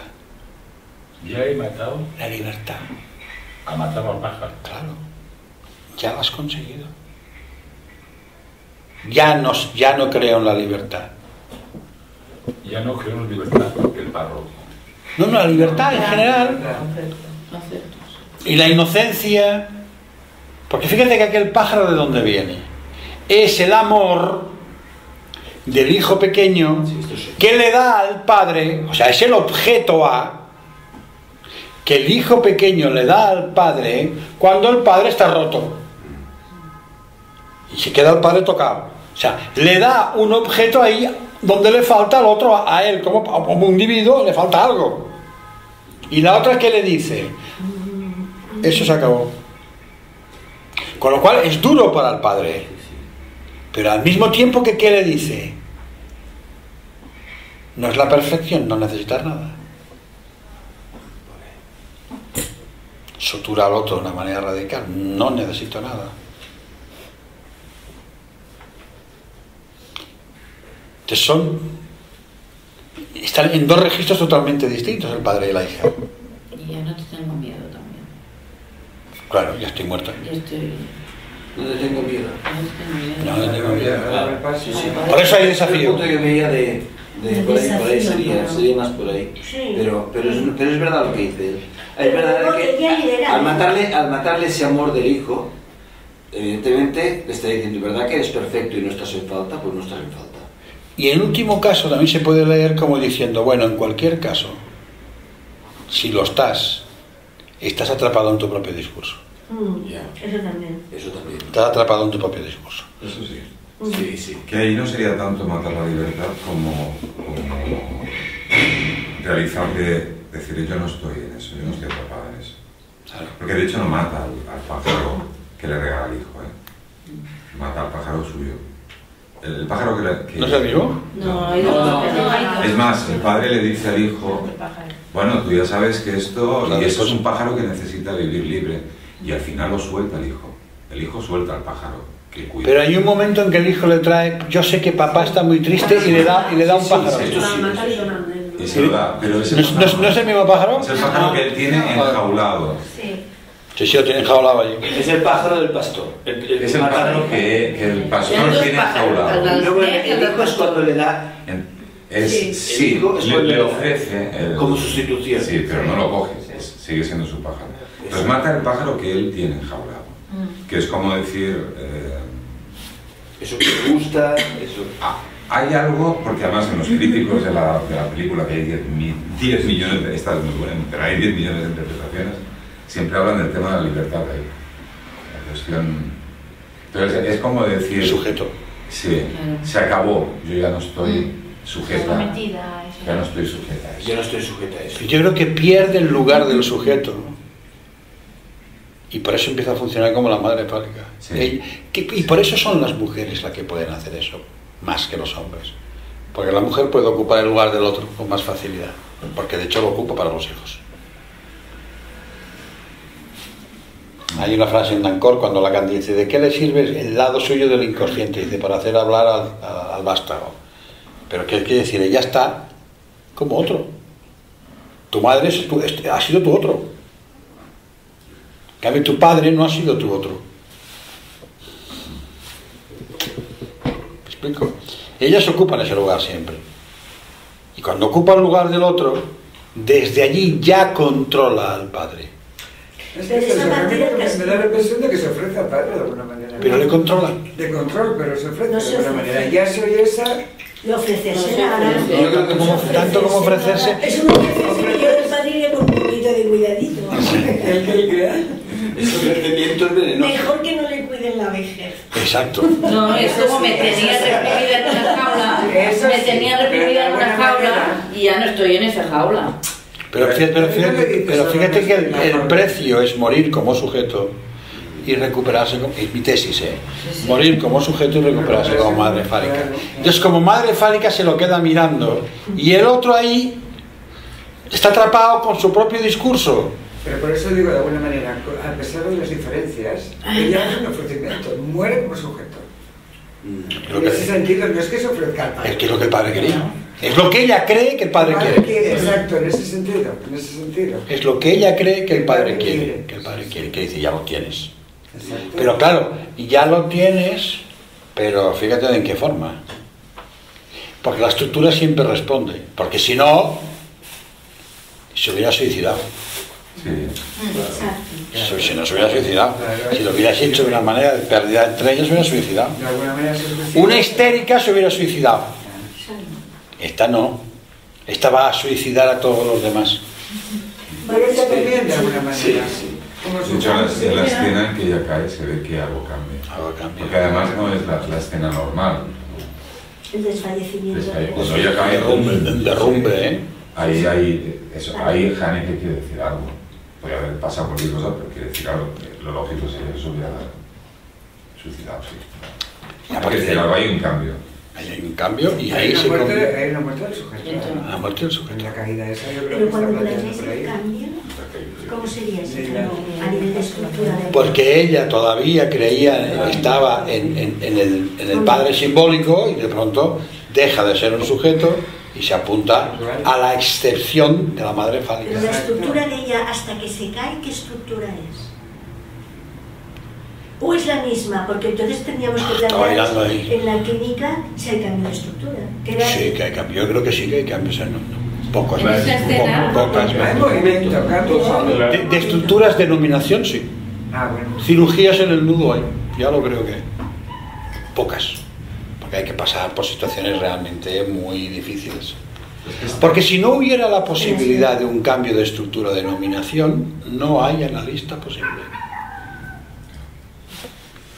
Porque un analista tiene que salir de la nominación del padre, del santón del padre, del que sea, y tiene que construirse otra cosa, porque mientras esté en el santón del padre,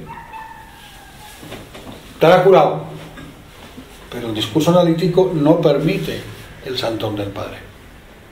¿Y cuál es el santón del padre? El que sea. La estructura del padre.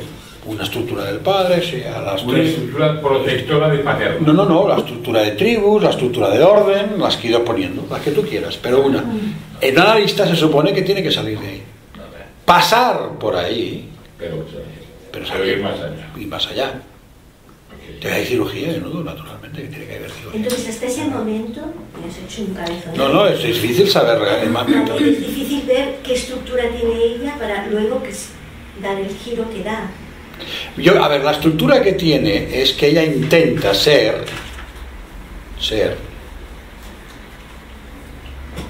lo que el padre quiere que sea. Es que nos moderniza mucho. Es que esto que tú está genial, y lo que estás planteando es que estalla la clasificación clásica de neurosis psicológicas, ¿vale? Estalla en 56 posibilidades. Ahora hay que replantear todo. Entonces, lo que tú, claro, no hay elementos para saber, ¿no? Pero, hombre, es una tesis. ¿No sería una realización imaginaria de un símbolo? Pues seguramente ese sea una mixta. ¿Con un reparador real? Yo creo que ella, no lo he pensado, pero es un caso mixto.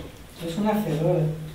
¿Un caso mixto qué quieres decir? Que no es un nombre del padre simbólico potente, una nominación simbólica no está. Una realización imaginaria de un simbólico con un reparador. A ver, ella justamente, está en el nombre del padre, en el padre del nombre simbólico, y como el padre no lo está, se lo derrumba, la saca de ahí, se lo derrumba. Y entonces es cuando hace el giro. Y es cuando hace el giro, muere como sujeto y se recupera como madre fálica. Y entonces empieza, y es cuando de alguna manera, que a Haneke eso le gusta mucho, empalma con el principio, ¿no? Porque parece que lo último que ocurrió empalma con el, es a Haneke le gusta más que un tonto un lápiz de colores, no sé. La idea de un tiempo no lineal y que las cosas se van empalmando. Eso le suele ocurrir al psicótico cuando se le cae su estructura, resurge como fábrico. Un poco delirante. Delirio, porque lo que surge ahí suele ser un como fábrico, como forma de sobrevivir, de aguantarse. Si no lo consigue, se muere. Bueno, pues ella no se muere, pero se recupera como madre fálica y toda la manera de funcionar que luego después eso va a comportar. Porque evidentemente la tribu de niños automáticamente va a quedar montada de otra manera. Porque ella lo lidera, el grupo. Sí. ¿Ella? Lidera el grupo de niños. Que entiendes al final que es el principio de la muerte del intento de muerte del doctor. Del cabrón, ¿no? Que es bien curioso, también cómo empieza con el doctor. ¿Te refieres al principio de la película? Sí, pero ¿por qué escoger...? ¿Por qué escoger al doctor? Porque se supone que ellos saben ya que se acuesta con la hija. No. Sí. Todavía no había empezado. Sí, tiene que ver con eso. Sí, el principio es el final. Tiene que ver con eso. Claro. Y que tiene que ver con que ahí es donde se empalma. Entonces ella va a... Porque tiene un hijo, al final, porque se va descubriendo que tiene un hijo del pecado, porque que es un hijo deficiente. Con lo cual, pero no ahí, con la hija, sino con la comadrona. Ya, pero ahí es donde se empieza a aplicar lo que se aplica en la eugenesia. Ahí es donde yo creo que yo al menos lo he entendido así.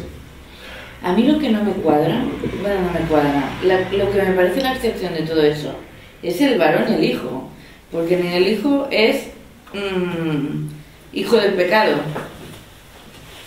Al hijo del varón. Al de la flauta. Sí, y que la azotan también. Que le dan una paliza. Le dan una paliza. A mí el que me parece que no me cuadra en todo esto Es un poco el varón y el hijo del varón. ¿Cuál es el pecado del varón? ¿Cuál es el pecado del varón? Vale. Esa es la pregunta. Claro, ¿cuál es el pecado del varón? No sé. ¿El de la primera mujer que muere? No se sabe. No se Eso sabe. te digo. Pero da la impresión que el pecado del varón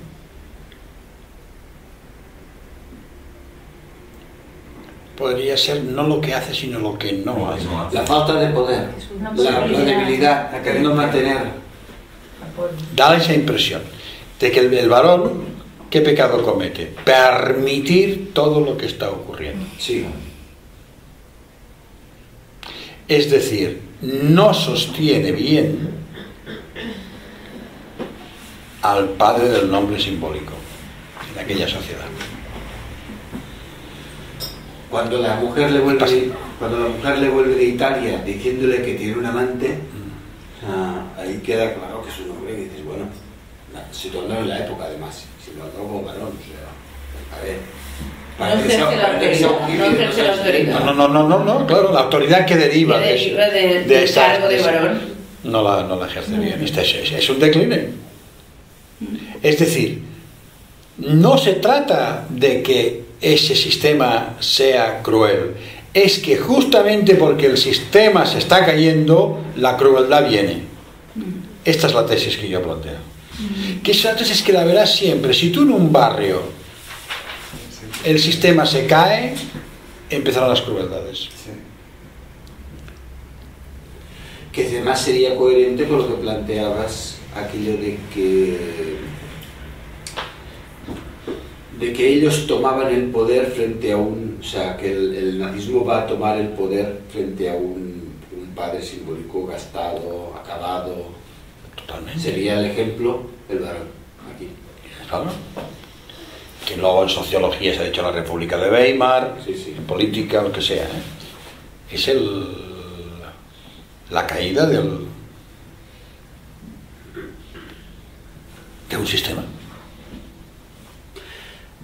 Y el paso al otro. Comentando otra cosa que decías y estoy a priori totalmente de acuerdo, ¿no? En aquel punto que nombrabas antes de que las mujeres cuando están reprimidas en lo social, etcétera, se devuelve algo mucho más terrible. Lo que pasa, y digo, estoy de acuerdo, lo que ahora me queda un punto de duda que sería, bueno, presuntamente o a priori los árabes están haciendo esto desde el año 600. Te refieres en relación a sus mujeres. A sus mujeres, a priori, quizás ignorancia por mi parte. Es cierto de que ahora se ve claramente en relación al tipo de Estado Islámico, etcétera, ¿no? Pero en esta época intermedia, ¿qué ha parado esto? ¿O es que no había tal...? Yo creo que hay un cambio, porque una cosa es tener a las mujeres, como decía aquel talibán, como yeguas, pero muy valoradas y erotizadas a que no existan. En la película,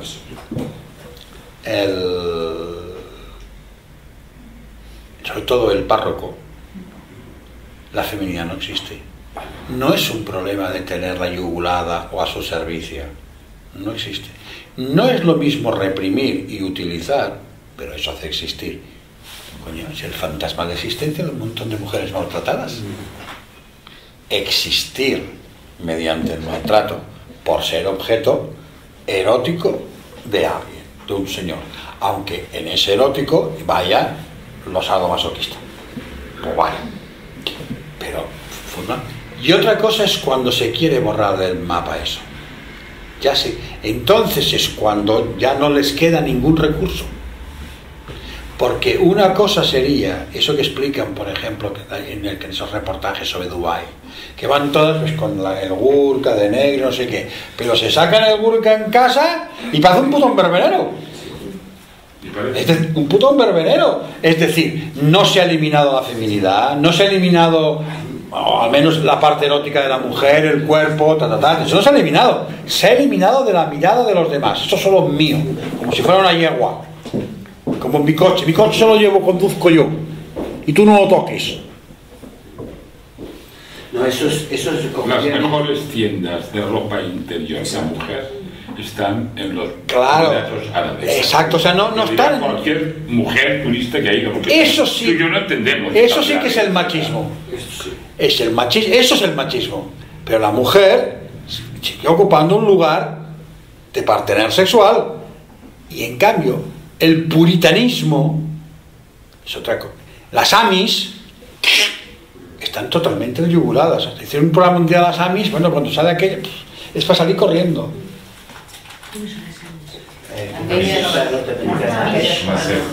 Claro, es la anulación de cualquier valor erótico, la anulación de cualquier cosa que... Es decir, solo queda madre, y a mí al final, madre válida. Había una serie de un grupo de amis que se habían convertido en salvajes destroyers. Yo creo que es eso. Vale. Esto sí que puede ser. Por eso, si lo quieres mirar políticamente, la intervención de Occidente tras el Renacimiento, porque la diferencia entre el mundo cristiano y el musulmán hay muchas, pero la fundamental es que nosotros hemos hecho el Renacimiento y ellos no. Vale. Entonces, esa intervención que tenemos por imperialismo y porque tienen el petróleo fundamentalmente, tiene algo que a nosotros nos interesa, porque si no, ¿de qué íbamos a ir allí? Les ha destruido su sistema, y el que está surgiendo. ¿Por qué existe el Estado Islámico? Porque son los escobares de allí abajo. Claro, porque cuando Bush interviene, rompe todas las estructuras que hay. Hubo una entrevista muy interesante en la que dos generales de Saddam Hussein se los entrevista, van comentando algunas cosas y al final dice, es que no entendemos lo que hicieron. Dice, pero ¿por qué disolvieron el ejército? Nosotros hubiéramos mantenido el orden. El sistema de tribu, sí. Que dijo, esta desgracia es culpa no de la guerra, es de haber destruido el partido, de purgarlo. El sistema. Se destruye y no se pone nada. No, se vota. Sí. Claro, pero ahí ¿qué ves? Las diferencias entre uno y otro. Una posición loca de los otros, que es llegar allí y pensar que funcionaría como en Japón, pero en Japón no destruyeron el sistema. Coño, mantuvieron hasta el emperador. Sí. Y en Alemania, anda que no mantuvieron nazis en sus puestos, Eso fue escandaloso. Es muy fácil llegar a una empresa que se ha llevado de una forma, por decirlo rápido y mal, franquista, ¿sí? Y convertirte en un gerente demócrata. Así nos ha ido. Todo el mundo te sigue. 5 años, 6, 3, 7, 10, ¿sí? Pero tarde o temprano te sale un Escobar, o 2, o 5, o 14. Sí. ¿Me explico? ¿Qué es lo que nos ha pasado? Y si tú estás en una sociedad donde no impera un franquismo y te pones a dirigir en plan demócrata, es el caos. Que es lo que pasó en Cataluña en el 37. O lo que ha pasado ahora. Yo de ahora coño, estoy hablando del Puyol todavía. No, pero fijaros lo que ha pasado cuando no se tienen en cuenta es formas de estructura profunda, por decirlo de alguna manera, que están en cualquier sistema. En cualquier sistema. Ahora los jesuitas van a implantar un sistema de aprendizaje. Sí, en el Meléndez, que fue profesor de mis hijos, es el adjunto a la dirección de enseñamiento de la institución de los jesuitas o no sé qué, de Cataluña, pues van a instituir ese sistema. Están pocos. ¿Qué sistema? Una cuestión. L'aprenentatge compartit. No, una cuestión. No sé si sabéis que Está en la prensa, en internet. se está celebrando un juicio que se puede seguir. El psicópata de Bilbao que descuartizó el monje Shaolin. que descuartizó a las dos mujeres. Entonces, esto está saliendo por la televisión. Decía por lo que has empezado del principio. ¿No lo habéis visto el juicio? Como el Un trozo, sí. El del psicópata ese que fue, De Bilbao. que decía que era monje Shaolin, pero era un tarado de Bilbao que enseñaba artes marciales y descuartizó a lo mismo dos mujeres y lo admite directamente. ¿Usted admite que las descuartizó? No, usted admite que les cortó tal cual, esa... Sí, sí. Lo admito. Sí, sí. Pero no había ensañamiento. Pero no había ensañamiento. Bueno, es una forma de verlo, claro. No lo admite. No digo que no lo admite. Digo que él no lo admite. Pero no he seguido el caso con suficiente precisión. No, ensañamiento no, encarnizamiento, es eso. Sí, encarnizamiento, es lo mismo. Estaban interrogantes si lo admitía o no. Lo ha dicho que no. No, eso lo admite. Él dijo justamente que no. Ah. El juicio está extendido. No sabemos por qué. Es interesante desde este punto de vista, Sí, de es los estrategia psicópatas. también. Porque es bastante típico del psicópata el decir al final: yo no gozaba tanto con esto. ¿Pero gozaba?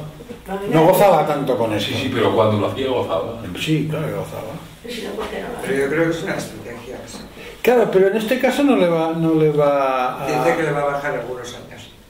Puede ser que le baje algunos años. Sí, sí, Puede ser una estrategia judicial, que no acepte eso. ¿Por qué? Porque eso es como que debe ser opinable.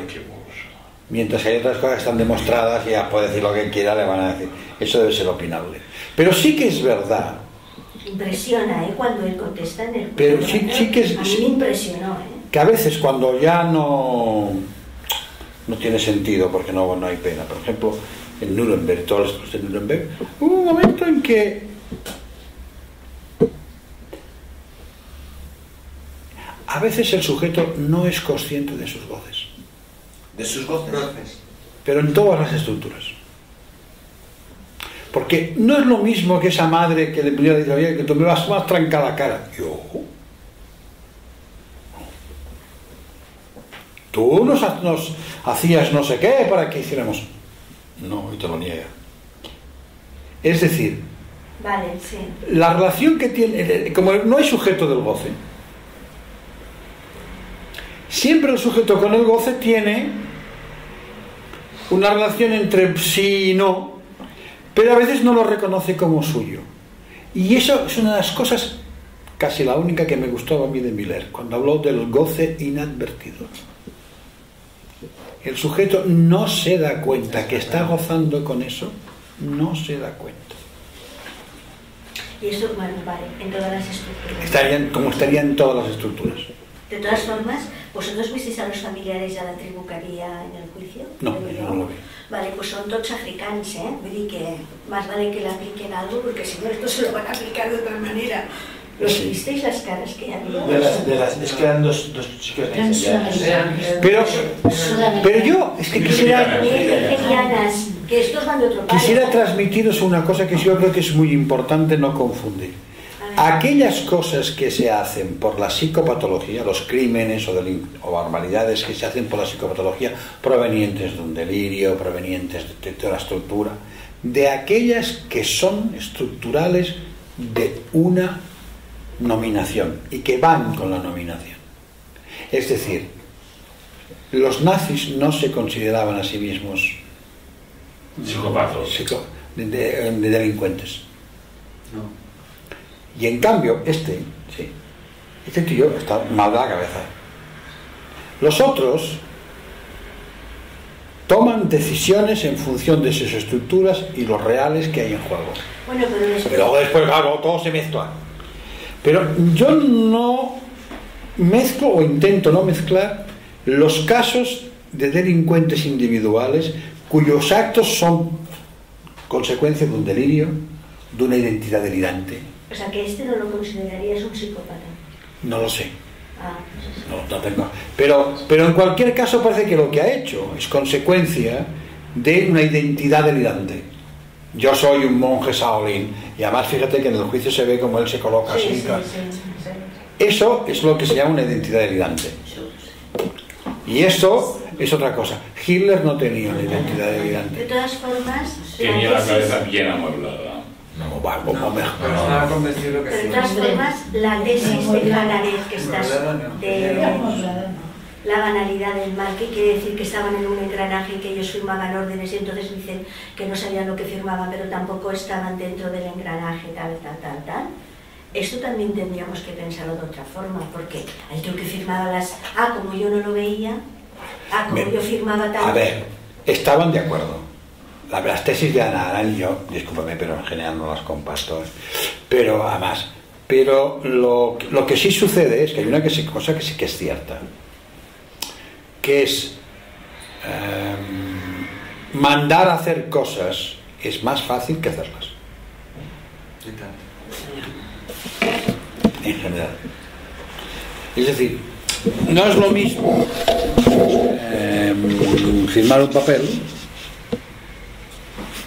Es como cuando la gente dice, es que que hay que fusilarle. Muy bien.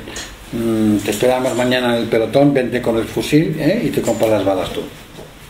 La mayoría cuando llegan allí, más de un tercio no dispara. Sí. Claro. Es decir, firmar... por eso los gerifaltes a veces tienen que buscar a los psicópatas para que hagan ese trabajo que su estructura no psicopática exige. ¿Me explico? Ellos son del nombre del padre del nombre real y tienen que hacer esas actuaciones, pero a la hora de ejecutarlo buscan a un psicopatón y a un perverso hijo de puta para que lo haga, porque ellos luego en el fondo no serían tan capaces. Por eso uno de los motivos de la tortura de colocar una capucha es para no ver la mirada del torturado, porque algunos con la mirada no pueden, y en cambio lo hacen porque creen que tienen que hacerlo, porque tienen que salvar a la patria, porque no sé qué, porque no sé cuánto, no sé cuántas cosas más, que sería el equivalente en situaciones mucho más sencillas de cuando uno, por ejemplo, dice que hay que despedir en una empresa pues a un tercio porque tal. Entonces se llama a un tío de fuera y se le paga para que lo haga, porque ellos, la razón es una cosa, pero luego después no, las pelotas son las pelotas. hay que buscar a alguien o que no tenga sentimientos con eso, o que ya directamente disfrute como el torturador. Me dan permiso. ¿Cómo se llaman estos? Es decir, son cosas distintas. Sí, tienen un nombre, ¿no? No, una empresa que contrataron los norteamericanos en Irak, que eran... los tíos estos que están... Blackwater o algo por el estilo. Blackwater.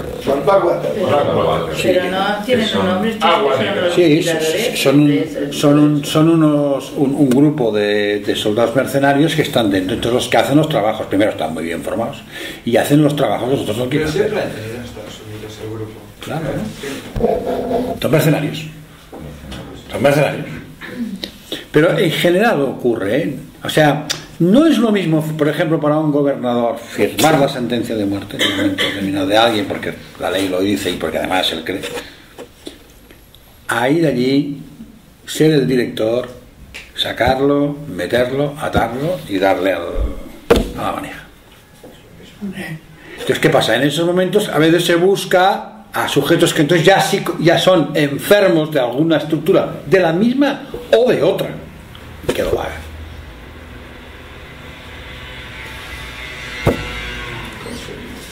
Pero las disociaciones están a la orden del día, ¿no? Lo que pasa es que los que quemaban eran los propios grupos de judíos de dentro, que eran los que... Bueno, también encuentras eso, claro. No, era un tema de supervivencia. Un tema de supervivencia. Hay cosas funcionales, pero no es tan fácil hacer lo que uno cree que tiene que hacer. Bueno, es tan simple como que hay gente que dice hay que para salvarle la vida a hay que operarle, pero no vea la sangre y no es capaz. Por ejemplo, y lo está haciendo por el bien del otro, ya no lo digo ya en el mal. El problema ¿cuál es? Que cuando estas estructuras llegan a estas conclusiones, entonces necesitan o abren la puerta a los sádicos, que son los que al final acaban haciendo las cosas. Como la película El secreto de su mirada, esa argentina, que trata de eso. Muy bueno. Te llega el gerente y... Yo te quería plantear, cuando has dicho antes el cambio de nombre, en análisis se va cambiando. El padre del nombre, el giro ese. En cualquier estructura estás planteando el saltón, ¿cómo se puede...? Teóricamente sí, vale, eso cuesta... Pero se supone... A ver, la mayoría de la gente no va a mover eso. Pero para un analista, si un analista está en el santón del padre simbólico, que es el que suele ser el habitual, aunque bueno, últimamente hay muchos del imaginario, Puro curante. si esa es la solución con la que él soluciona todo, ¿cómo va a escuchar a uno que no lo solucione así? Claro. Pues estás hablando del propio analista, que sería lo que planteaba la Claro. base. Entonces, la cura es una cosa y el salto al deseo analista es que lo que haga de santón, porque alguno tiene que haber, no sea el del padre, sino lo que yo he llamado el santón del analista y que no sé cuál es. Pero la cirugía del nudo tiene que tener límites, obviamente. Claro. Porque si no hay límites nos vamos al plenismo y tampoco es eso. Tampoco es eso, ¿no? No, planteaba un poco por eso, por la idea esta del giro. Porque en un nudo reparador se ve más fácil, digamos, ¿no? Como el nudo ese se repara de otra manera. Ahí se ve más fácil, pero en el santón... Bueno, pero santón a Borromeo A4 también es una reparación. Sí, es una reparación, claro. Es una reparación muy superior. Lo miras por ahí, sí. No, porque el otro sería el reparador del reparado. Exacto. Vale. Es más fácil de O del saber. reparador del no reparado. Vale. Pero un analista con muchos años se supone que al menos en parte, en algo, tiene que haber podido salir de ahí. Y Lacan lo dice de muchas maneras cuando dice yo soy un histérico sin amor al padre. Es un intento de decir no estoy atrapado ahí. Ya veremos si no lo estaba, pero por lo menos de intentarlo no estar atrapado. Claro. Y fíjate que eso hace síntoma así como en el postfreudismo se quitaron al falo de encima, pero se quedaron con el padre. En el postlacanismo se quitaron al falo y al padre. Y no digo más, hasta aquí puedo leer.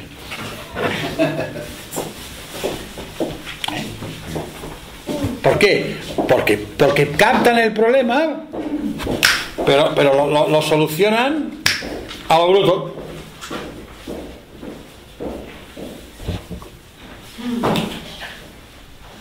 Sacándolo. Y entonces el falo se desvaloriza, se usa poco, y entonces todo queda que si el objeto, la falta, el objeto, estás todo el día con lo mismo. Claro, pero la cuestión de más allá del padre, en la que no plantea casi desde el inicio, cuando dice escuchar, poder escuchar, si te está anunciando ahí. Porque si no, ¿cómo vas a escuchar si estás atrapado en algo? Pero sí, el problema es que cualquier intervención que hagas y la escucha o la intervención va a estar con un cierto hipersigno interno y con un inconsciente, vamos a decirlo más, que además va a estar estructurado de una manera determinada. Sí, por eso. La pregunta siempre es la misma. ¿Cómo? Quizás, a ver, el humano ¿por qué avanza? Porque sus estructuras no son cerradas, por mucho que los matemáticos las quieran cerrar. No son cerradas, ¿por qué? Porque cada vez que una estructura la quieren cerrar, les indica desde dentro que hay una estructura superior diferente, sin abrirla, que es el famoso número imaginario, ¿no? O sea, siempre es lo mismo. Siempre en la estructura que tú montes, la que sea, te va a decir que hay un más allá en algún punto, que no se deja cerrar. Porque si se dejaran cerrar, no avanzaríamos nunca. Pero por la misma razón se repite también. Por Pero la misma razón, cuando planteabas antes los diferentes padres del nombre, que subsisten siempre juntos, yo creo que pasa por lo mismo, se repite también por la misma razón. Claro. Una determinada estructura, otra y otra. Pero porque ninguno da la respuesta correcta. Claro. Vale, pero Yo me he referido al santón cuando es el santón del padre, el que sea. Pero es que puede haber otros santones que no sean del padre.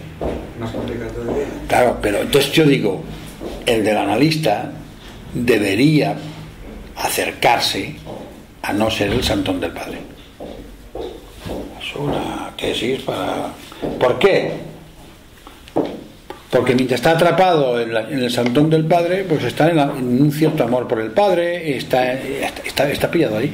O sea, debería haber una... Y para acabar con la idea esa absolutamente tonta, que es decir, una cosa es un sujeto como analista y otra cosa es como ciudadano, que no se puede dividir al sujeto de esa manera. Tú porque eres fijo, no se puede. No. Que responda de formas distintas, no diré que no, pero la estructura con la que responde es la que tiene. Contaba algo de la teoría, ¿no? De hacer un nudo del analista. Claro. ¿Cuál sería el santón del analista? ¿Qué estructura debería de tener? Según Papeló, es un ovillo de hilo continuo. Bueno, vale, pues no lo he pensado, pero lo está pensando. Claro. Digo según Papeló, y lo digo. Pero bueno, el problema es que ataca el problema. Claro, y hay que escucharlo, por lo tanto. Claro, porque es que si no... Que tenga razón. Es igual, si seguramente todo lo que decimos ahora, dentro de 15, 20 o 30 años dirán que estábamos todos majaras. Pero lo importante es plantear el problema. ¿Eh? O no dirán nada, ya estará muerto, ¿no? Lo que no nos podemos quedar es con la idea de que el único santón es el del padre. No. Porque si no, entonces... Claro. Por eso el 22 están las nominaciones y en el 23 está el santón. Es el santo que la canta. Dice, no, santón. Y entonces será del tipo que sea. Del que sea. Cualquier estructura... Si tú tienes un santón del padre, tienes unos prejuicios que vas a utilizar en el análisis. Claro, es que es así. Por eso... Además, lo has hecho muy bien, el santón del padre. Por eso genera unos prejuicios, ¿no? Por eso hay que estar en otro. Pero en otro que no sea de otro padre. Claro. Claro, que no sea de otro padre, porque claro... Si fueras un padre real, verás tú qué bien. Fijaros que en la política pasa lo mismo. ¿Dónde se atrapa la política? ¿Dónde se atrapa la política? En que cambia el tipo de santón, pero siempre es el santón del político. Y no salimos. Unos son de un palo, los otros son del otro palo. Uno es torpe, el otro no. O más torpe o menos torpe. Pero no salen. Por eso estamos en unos momentos tan difíciles ahora, ¿no? No salen porque aparecen los nuevos y cuando llevan ya un año de nuevos empiezan a parecerse a los viejos que para qué. Repiten los mismos errores, las mismas estructuras. ¿Por qué? Porque no salen de esa concepción del abordaje, de la dificultad del gobierno de lo social. No salen de ahí. Bueno, y luego otra pregunta... Todos van a Harvard. Por lo tanto, todos tienen la solución. La estructura en sí no cambia. Cambia la manera de dudar, no la estructura. No, cuando yo digo la estructura del santón es que el hilo del santón sea de una estructura interna distinta. Exacto. No hablo solo de analistas, digo, en cualquier terapia lo que va cambiando es eso, no tanto la estructura. No cambia. La manera... O empeora. Exacto. Soy un loco, soy un parana, soy un happy flowers. Es igual. Droga para todos. ¿Por qué no? Droga para todos. Pues no. Las acciones de una Coca-Cola. Pues droga para todos. Droga para todos, claro. El problema es que droga toman. El malestar todo el mundo lo maneja como puede. ¿Vale? Y siempre hay un punto que va a hacer síntoma y no te va a dejar vivir. Hay un punto que hará síntoma y hay un punto que hará supervivencia. No te va a dejar vivir. Hay síntomas que son más particulares y hay síntomas que son más sociales. Sí, son más diferentes en la manera, en la estructura diferente. Y hay algunos que son particulares, pero están muy generalizados, aunque no sean sociables. Pero hay mucho social en general, yo creo. Y luego está particular. Ese que cada uno tiene, que lo va manejando. Pero vuelvo a insistir, no es nada fácil. Porque fíjate que nosotros estamos todavía en el síntoma romano. Sí. Estamos todavía en el síntoma romano con el reajuste del Renacimiento. Sí, dicho en grueso, ¿no? Y ahí estamos. ¿Y cuándo? La Revolución Francesa no reajusta nada. Sí, reajusta. También. Sí, la Revolución Francesa reajusta a todo el mundo pensando que con las revoluciones se arreglan las cosas. Y no se ha arreglado nunca nada. Pero, si tú te fijas bien, en el choque con los orientales, es que yo no veo que lo manejen igual. ¿Los orientales? No lo manejan igual. Tienen otra manera. Ni en la misma clínica. No, tienen otra manera. En patología. Claro. Hay clínicas diferentes. Sí, sí. Una idea de cómo puede cambiar la estructura es pensar en un brote psicótico, en un psicótico estabilizado. Ahí se suelta algo, sí, claro, y salta. Pero yo estaba pensando más como en el este, por otro lado, para soltar, si no. Bueno, pero hay un momento difícil, en las cirugías. Por eso. Hay un momento difícil, Por eso. Hay un momento muy difícil. Porque se va la perola, Pero hay un momento difícil en el propio análisis cuando haces el salto final, también es muy difícil. Es muy difícil. También lo es. Bueno, porque la cirugía es difícil. Porque, claro, la medicina es fácil, pero la cirugía... Fácil, no digo fácil de concepto, sino fácil de que a la hora de hacerla no tiene según qué complicaciones. Pero la cirugía tiene esta cosa de que hay la morfogénesis, vamos a quitar la palabra cirugía, la morfogénesis, o sea, crear estructuras nuevas y romper la vieja. Las famosas 7 roturas de René Thorne. Claro, son complicadas. Las 7 roturas de René Thorne, que es el que hace la morfogénesis, hace 7 superficies que son por las cuales cuando se rompe una estructura se puede romper de 7 maneras distintas o combinaciones lineales, que es las que aplican para cuando se rompe unas placas tectónicas, cuando se rompe. Es decir, las cirugías en la Tierra son durísimas. Sí. Y nunca además son los efectos que y entonces, muchas veces, y yo a veces he pensado muchas veces que la guerra cumple una función de cirugía. Es que yo también lo he pensado, por eso voy preguntando, porque a mí me da la impresión de que hay algo de esto que se va repitiendo. Por eso lo pregunto. Y la guerra corta. Y ahora suenan tambores. Que es algo que ya apuntaba a eso. No sé cómo el Occidente. Suenan tambores. Es como ciclos que se van repitiendo. Hasta que dejen de repetirse. Pero la guerra está ahí dentro de eso. Y la película plantea que va a haber todo un proceso que va a llevar y va a explicar lo que ocurrió después en nuestro país. No, ¿por qué le hace decir Haneke esto al narrador? Porque él cree que parte de lo que se está jugando allí, que es un pueblo, pero él lo toma como una muestra del país, se va a jugar en todo el país, pero es que se jugó en toda Europa. Y cada país le dio su respuesta particular. Eso te iba a decir, que se juega en toda Europa, pero la particularidad de cada uno es muy diferente. Como ahora. Exactamente igual que ahora. Si estamos repitiendo lo mismo, solo que ahora no atacan, ahora no vienen con las SS, vienen con el marco. Pero lo del marco también estaba escrito por las SS.